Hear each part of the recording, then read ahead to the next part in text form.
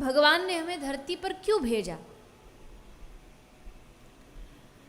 तो संत ने बड़ा सुंदर जवाब दिया कि एक कोई बड़ा सेठ हो जिसका बहुत बड़ा धंधा हो, बिजनेस हो, बड़े बड़े काम करता हो, लेकिन जब वो अपने बच्चे को, अपने बेटे को जब धंधे पर उतारता है तो पहले उसको छोटे छोटे काम देता ताकि उसको अनुभव हो, उसका एक्सपीरियंस बढ़े, और सेठ स्वयं भी देख लेता है उसके काम को देख करके कि ये इस धंधे को संभाल पाएगा कि नहीं संभाल पाएगा। किसी सेठ की बड़ी फैक्ट्री हो और साथ में उसकी एक दुकान हो छोटी, तो पहले बेटे को दुकान पर धीरे धीरे बिठाना चालू करता है कि पहले तू दुकान संभाल। जब सेठ को लगेगा हाँ दुकान अच्छे से संभाल रहा है, तब इसके भरोसे अब फैक्ट्री को, धंधे को सौंपा जा सकता है। तो भगवान ने हमें इस दुनिया में भेजा, ये समझ लीजिए, अगर तुलना कर रहे हैं तो उस हिसाब से समझ लीजिए ये भगवान की दुकान है। तो भगवान ने हमें यहाँ पहले ये अनुभव करने के लिए भेजा कि संसार में ये अपने अस्तित्व को संभाल पाएगा कि नहीं। जैसा हम कल चर्चा कर रहे थे मानवता, तो मानवता को जिंदा रख पाएगा कि नहीं, इंसानियत को जीवित रख पाएगा कि नहीं। ये हमारा जो धरती पर जन्म हुआ है, ये भगवान के द्वारा किया जा रहा ट्रायल है हमारे ऊपर। और जब भगवान को लगेगा कि हाँ ये व्यक्ति, ये जीव, ये प्राणी संभालने में एकदम कामयाब हो गया, तब फैक्ट्री मतलब ठाकुर जी का निज धाम। ठाकुर जी का निज धाम क्या है? गोलोक, वृंदावन, निकुंज, ये सब ठाकुर जी के निज अपने धाम हैं। तब श्री ठाकुर जी, जब हम यहाँ से पास हो जाएंगे कि हाँ ये काम करने में सक्षम है, तब ठाकुर जी हाथ पकड़ करके हमें अपने धाम में खींच लेंगे, अपने पास सदा सदा के लिए बुला ले। लेकिन वहां तक जाने के लिए पहले यहाँ पास होना जरूरी है। यहाँ फेल हो गए तो फिर वहां जाने की जो हमारी आशा है वो टूट जाएगी। इसीलिए पहले धरती पर कुछ ऐसे कर्म फल किए जाएं, ऐसे जिया जाए। और जिया कैसे जाए? जीने का मतलब पास कैसे होगा? जीव पास होने का एक ही अर्थ है, जिह्वा से हरि नाम कहो, कानों से भगवत कथा सुनो, पैरों से भगवत धाम की परिक्रमा करो, हाथों से भगवान की सेवा करो, कथा कीर्तन में तालियां बजाओ, भाव से संतों की सेवा करो। ये जब सब इंद्रियां हमारी भगवान की सेवा में लग जाएंगी, तब जीव प्राणी भगवान के इस परीक्षा में पास हो जाएंगे।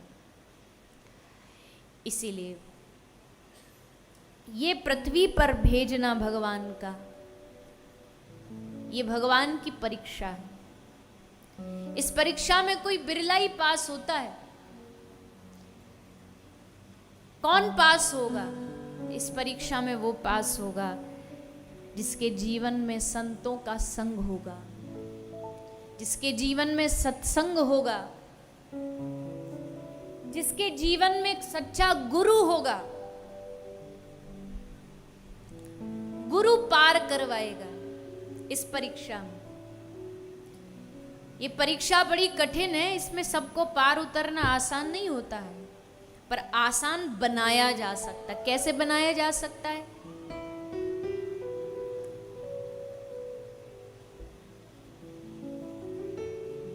परतवाड़ा में कोई एक चींटी रहती है। उस चींटी को मन किया कि हम दिल्ली का लाल किला देखने जाएंगे। उसका मन किया हम दिल्ली जाएंगे, दिल्ली घूमेंगे, कुतुब मीनार देखेंगे, और सुना है दिल्ली देश की राजधानी है, तो हम भी घूमाते। अब उस चींटी को दिल्ली जाना है, तो बताओ कैसे जाएगी? बताओ, सोचो, कैसे जाएगी?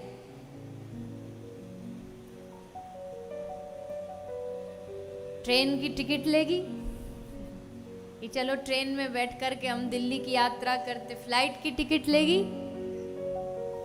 नहीं नहीं, हम तो चींटी सोचे नहीं, हम तो पैदल पैदल यात्रा करेंगे, हम तो पैदल पैदल जाएंगे, अपने 4 पैरों पे दिल्ली पहुंचेंगे। तो पहुंच पाएगी? बोलिए ना, हाँ या ना तो बोलिए। बेचारी हिम्मत करके कोशिश भी करे जाने की, तो ये हजारों किलोमीटर की दूरी वो चींटी कैसे तय कर पाएगी? इतनी नन्ही सी चींटी है। रास्ता में बचती बचाती जाएगी, कहीं पाम से दब जाएगी, कहीं हवा में उड़ जाएगी, कहीं पानी में गिर जाएगी। कितने जन्म लेने पड़ जाएंगे उसको दिल्ली तक पहुंचने के लिए। किंतु एक सरल रास्ता, और वो सरल रास्ता क्या है? वो सरल रास्ता है कि पहले से ही प्लान बना करके कोई परतवाड़ा से दिल्ली जा रहा हो, कुछ ना करे, बस उसके पाम पे चढ़े, पाम से उसके गोजा में पॉकेट में चढ़े और पॉकेट में छुप करके बैठ जाए। वो इंसान टिकट लेगा, पैसा खर्च करेगा, और पैसा खर्च करके हवाई जहाज में फिर फ्लाइट लेकर के दिल्ली पहुंचेगा, और वो चींटी बिना मेहनत किए, बिना पैसा खर्च किए, उसके जेब में, उसके पाँव पे चिपक के, उसके शरीर पे बैठी बैठी दिल्ली तक पहुंच जाएगी। तो ठीक उसी प्रकार भगवान तक जाने की जो यात्रा है ना, बड़ी लंबी है।